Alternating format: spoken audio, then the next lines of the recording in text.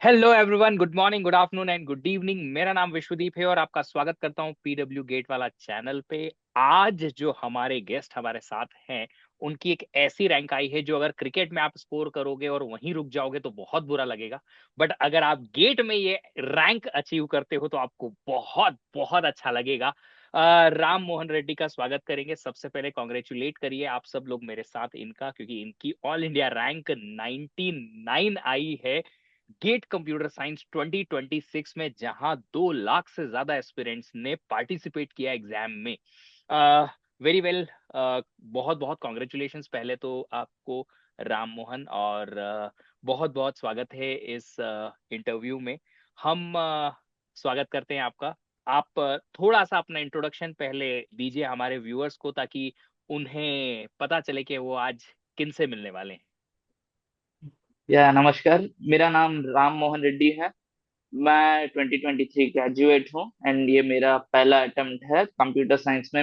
I have secured the rank of 99। और मैं actually एक प्रोडक्ट बेस्ड कंपनी में 2 इयर्स काम करता था एंड लास्ट ईयर मैंने I given up on my company and started preparing for GATE. So and as for my home town, I am from Guntur, Andhra Pradesh. And मेरा पूरा पढ़ाई पूरा पीडब्ल्यू से ही चला था। So I am really thankful for PW so that I can inspire others by this interview. Thank you so much. Thank you so much Ram Mohan. सबसे पहले तो आप ये बताइए कि आपने जैसा कहा कि आप प्रोडक्ट बेस्ड कंपनी में काम कर रहे थे, राइट? 2023 के बाद लगभग आपने 2 साल वहां जॉब किया, फिर ड्रॉप लेके या जॉब छोड़ के और गेट की तैयारी करने का आपने सोचा। वो जो प्रोडक्ट बेस्ड कंपनी थी, वहां आपका स्टार्टिंग पैकेज या कह सकते हैं जो पैकेज था लगभग 2 साल में, वो किस रेंज में था? If you don't want to share, it's fine, आप बता सकते हैं, क्योंकि बहुत सारे ऐसे स्टूडेंट होते हैं जिनका नॉर्मल पैकेज होता है और वो चाहते हैं कि जॉब छोड़ के गेट की तैयारी करें, बट कहीं ना कहीं नो सेंस ऑफ इनसिक्योरिटी आ जाती है कि सर जॉब छोड़ के जाएं क्या? जॉब इतनी अच्छी अच्छी खासी चल रही है, तो फिर हम क्यों आईआईटी या फिर एमटेक करने के लिए जाएं या गेट के लिए क्यों जाएं? सर एक्चुअली मैं कॉलेज में मेरा गेट का सोचता था बट मैंने कभी प्रिपेयर तो नहीं किया था गेट के लिए। सो मेरा ऐसा था, कॉलेज में कोडिंग करता था एंड कोडिंग के ऊपर ही मुझे एक product based company bank of New York Mellon पता है तो लाइक उस कंपनी में मुझे सॉफ्टवेयर डेवलपर का रोल आया था and I have got an 22 LPA। Hmm. And so उसके बाद मैं एक्चुअली सॉफ्टवेयर में ऐसे फुल स्टैक डेवलपमेंट करता था, front end back end CI/CD pipeline everything. But जब मैंने 2025 में देखा था मैंने इंडस्ट्री को, like I am able to sense कि अभी तो सॉफ्टवेयर डेवलपमेंट ओके 4 साल चलेगा, 5 साल चलेगा, उसके बाद एक डेड एंड आने वाला है करके सेंस मुझे आ रहा था। सो मुझे लग रहा था कि दिस इज नॉट इनफ, मुझे लाइक और कुछ करना है एंड स्पेशली AML का बहुत चल रहा था। And there is a famous quotation, if you can't beat it join it. So yes. If you can't beat the AI join the AI। And मुझे बहुत पहले से ही रिसर्च ओरिएंटेड में जाने का बहुत इंटरेस्ट था। देन मैंने सोचा why not, let's give it a try. So that's what my journey started. And I know people ask me like नौकरी क्यों छोड़ा है, भी नौकरी के साथ भी प्रिपेयर कर सकते हैं, ऐसे लोग पूछते हैं मुझे, बताए। बट मुझे ऐसा लगता था कि GATE deserves few sacrifices and you have to be confidence on your self. अगर सैक्रिफाइस नहीं करोगे तो गेट आना मुश्किल ही है।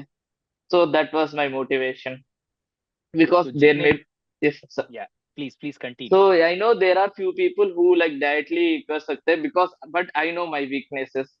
So I should not only aware of my strengths but I also should be aware of my weaknesses. Then only I thought that's why I left the job.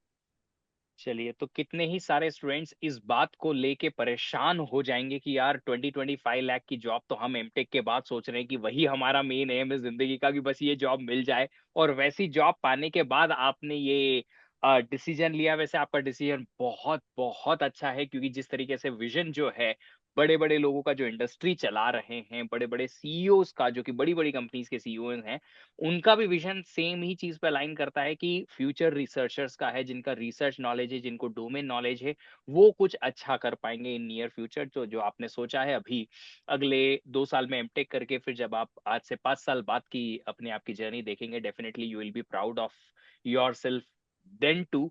And now you should also be proud of, just because जो आपने sacrifice 1 साल के लिए किया है, that's been amazing. Viewers को जो job छोड़ के या फिर ड्रॉप लेके और प्रिपरेशन करते हैं, उनके लिए हम आपसे थोड़े कुछ क्वेश्चंस करेंगे, ताकि आपको एक आइडिया लग जाए कि उन लोगों को क्या क्या चैलेंजेस आते हैं। सबसे पहली चीज, आपने जॉब छोड़ी, डेफिनेटली आपके पास फुल डे टाइम था, तो आप पर डे बेसिस पे कितने नंबर ऑफ आवर्स की पढ़ाई कर पा रहे थे? सर मैं सच बोलूँ तो मैक्स टू लाइक मेरा ऑन एन एवरेज 6 to 7 ही हो रहा था। I know there are 24 hours also, but मेरा मानना ऐसा था कि इंटरेस्ट से 7 घंटे भी पढ़ो बहुत इम्पोर्टेंट है देन बुक्स आगे रख के बहुत दिन ज्यादा पढ़ने से। सो मैं मेरा ऐसा ही था कि ऑन एन एवरेज 7 घंटे पढ़ता था, कुछ दिन तो कम भी हो जाता था, but I always try to keep it consistent. Not like hours ज्यादा नहीं जाता था, बट एवरी डे पढ़ने के लिए ट्राई करता था। बट वो 7 आवर्स फुल फोकस के साथ में, परफेक्ट एफिशिएंसी के साथ में थे। Yes sir. या सो सारे व्यूअर्स देख सकते हो कि 7 घंटे अगर आपने एफिशिएंसी के साथ लगाए ना, पूरे फोकस के साथ, तो वो 12 घंटे की इनएफिशिएंसी की जो लर्निंग है उसको भी बीट कर सकते हैं, जैसा कि आपको दिखाई भी दे रहा है रैंक के साथ में। राम मोहन, एक और चीज यहाँ पे निकल के आती है, जैसा आपने कहा कि मैं अपने आप को कंसिस्टेंट रख पा रहा था। जब कॉलेज में होते हैं ना, तो कॉलेज जाने का, कॉलेज के लिए काम करने का, वो डेडलाइंस आती रहती है, छोटी छोटी छोटी। सेमेस्टर एग्जाम आ रहा है, फिर मिड सम एग्जाम आ रहे हैं, तो कहीं ना कहीं वो कॉलेज की पढ़ाई तो हो जाती है। बट गेट जैसी एग्जाम में ना, कोई भी ऐसी डेडलाइन नहीं आती, कोई प्रेशर नहीं आता कॉलेज का कि पास होंगे तो ही आपको अगले सेमेस्टर में एडमिशन मिलेगा, एक्सेट्रा। तो फिर आप जॉब छोड़ने के बाद अपने आप को कैसे मोटिवेट कर पा रहे थे कि आप कंसिस्टेंट रह पाए?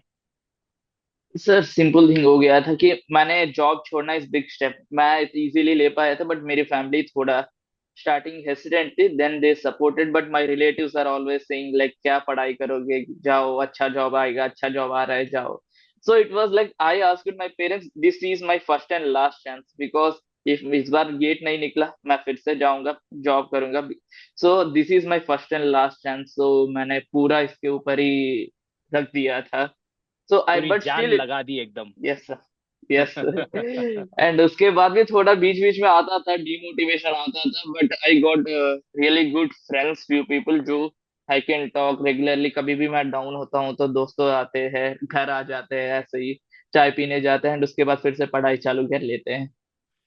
चलिए, ये बहुत अच्छा है। मैं उन सारे स्टूडेंट्स को ये एक बात बता देना चाहता हूँ कि यहाँ डिसीजन जो है 2 तरीके से लिए जाते हैं कि गेट की प्रिपरेशन करनी है। एक मोटिवेशन के साथ में, और दूसरा नो ऑप्शन लेफ्ट की वजह से, कि अब कोई ऑप्शन है नहीं, ना कॉलेज में जॉब है, ना हमारे पास जॉब है, और कुछ किया नहीं तो चलो गेट ही कर लेते हैं। ऐसे स्टूडेंट जो है सेल्फ मोटिवेट अपने आप को करने में उतने ज्यादा कामयाब हो नहीं पाते हैं। राम मोहन का जो हमारा मोटिवेशन था वो था ही ये कि भैया हमें तो गेट लिखना है, क्योंकि हमें करियर को ऐसी ऊंचाई पे लेके जाना है जहां पे हमें कोई हिला ना सके। और वो करके दिखाया आपने गेट एग्जाम की रिजल्ट के थ्रू।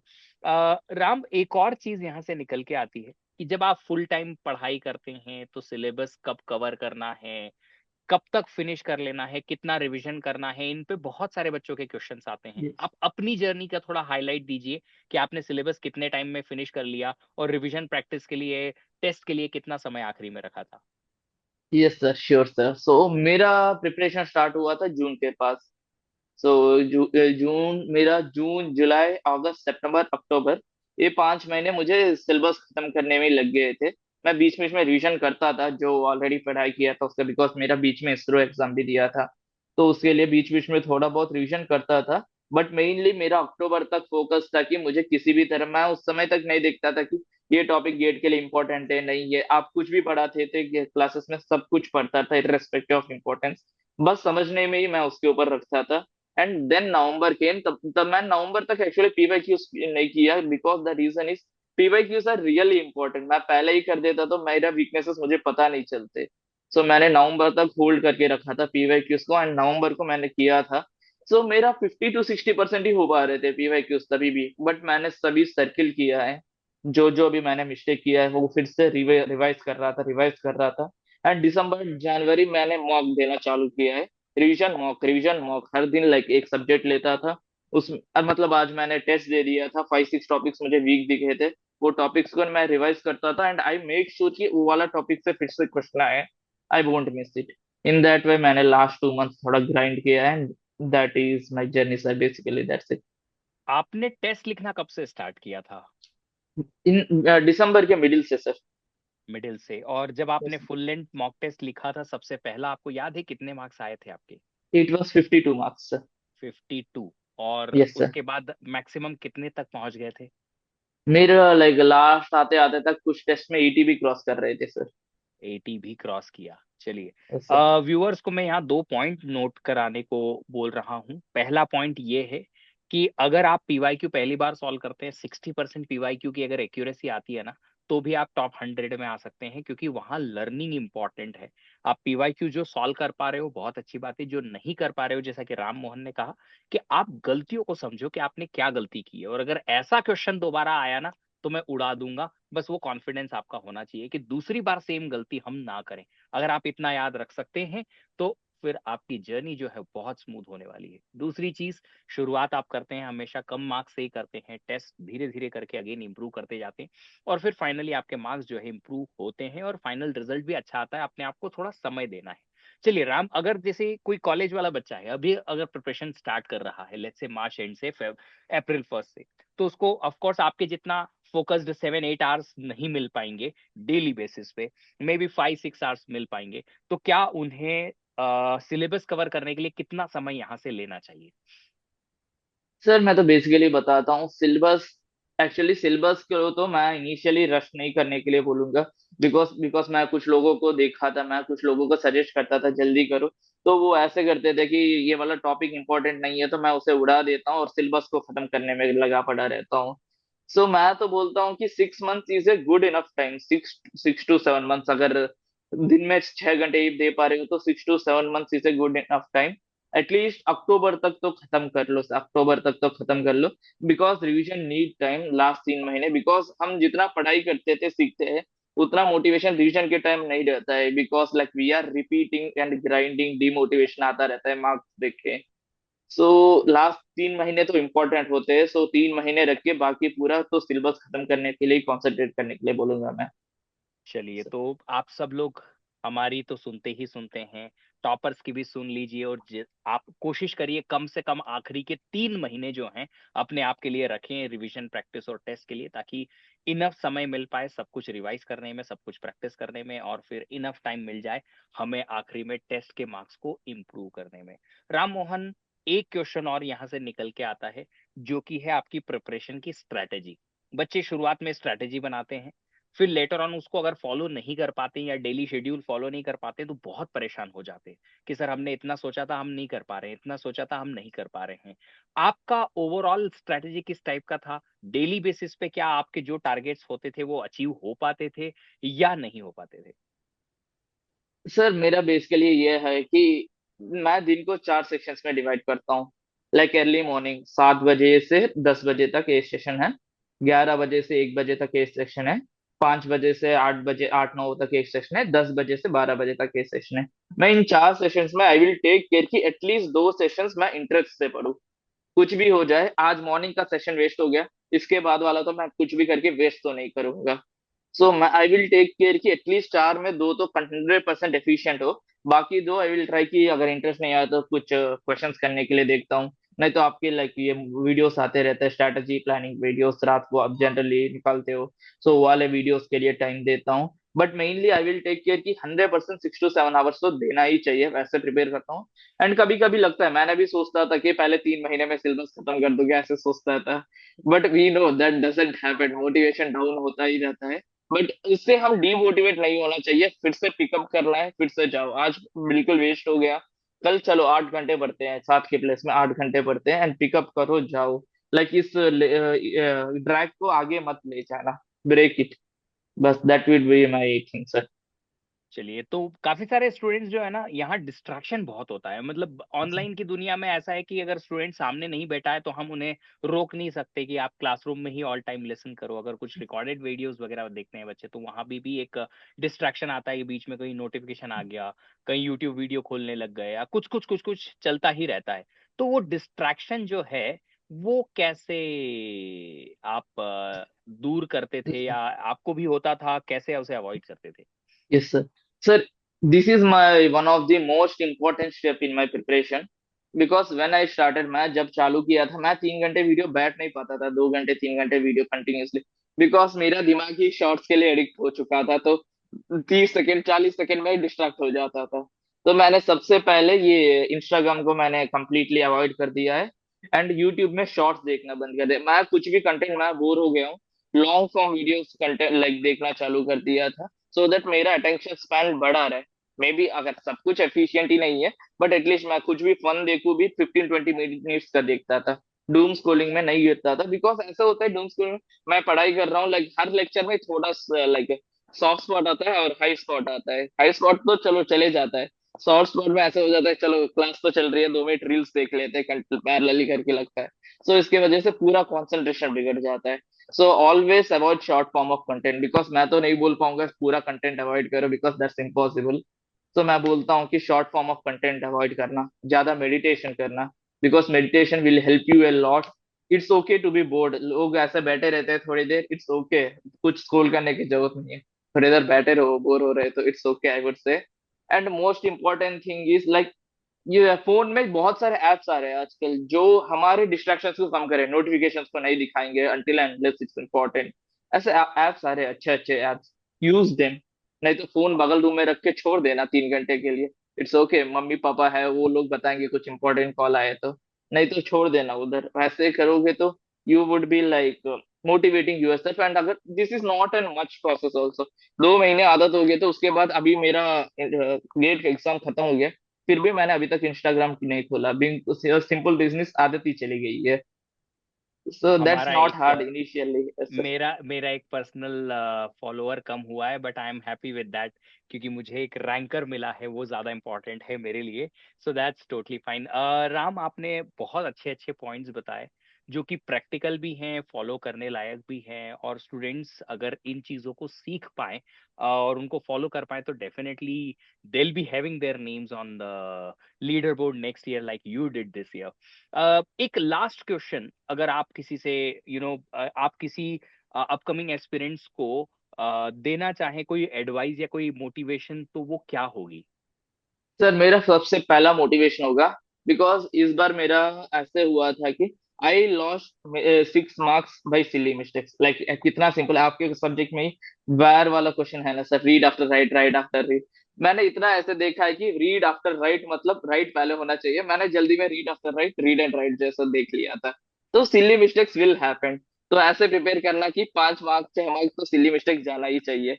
तो तुम अगर 75 के पास प्रिपेयर करोगे तो 70 के पास रुकोगे, 80 के पास प्रिपेयर करोगे तो 75 के पास रुकोगे, बिकॉज टाइम क्रंच में हो जाते हैं मिस्टेक्स। तो आने के बाद तुम सैड हो गए, सिली मिस्टेक्स हो गए, कोई यूज नहीं है, दैट इज योर मिस्टेक, तुमने प्रिपेयर नहीं किया है तो सिली मिस्टेक्स के लिए। एंड सेकेंड थिंग, डीमोटिवेट मत होना उस सिली मिस्टेक्स देखे, स्टार्टिंग में बहुत ज्यादा रहते हैं, बिकॉज मुझे बहुत ज्यादा होते रहते थे, ये बिट्स और बाइट्स चेंजिंग में ही बहुत ज्यादा होता था ऐसे सिली सिली मिस्टेक्स। बट धीरे धीरे से प्रैक्टिस से एक एक मिस्टेक कम होता जाता है।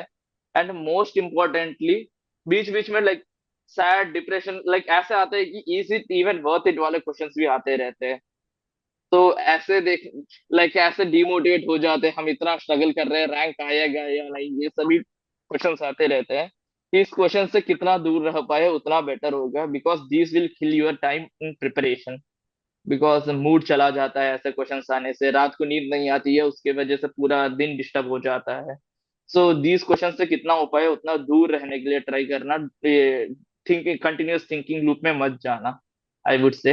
And stay consistent, and most important thing is have a good notes, किसी के नोट्स मत लेना, तुम्हारे नोट्स तुम ही बनाना और तुम्हारा नोट्स तुम ही पढ़ना, वेरी इंपॉर्टेंट होता है नोट्स।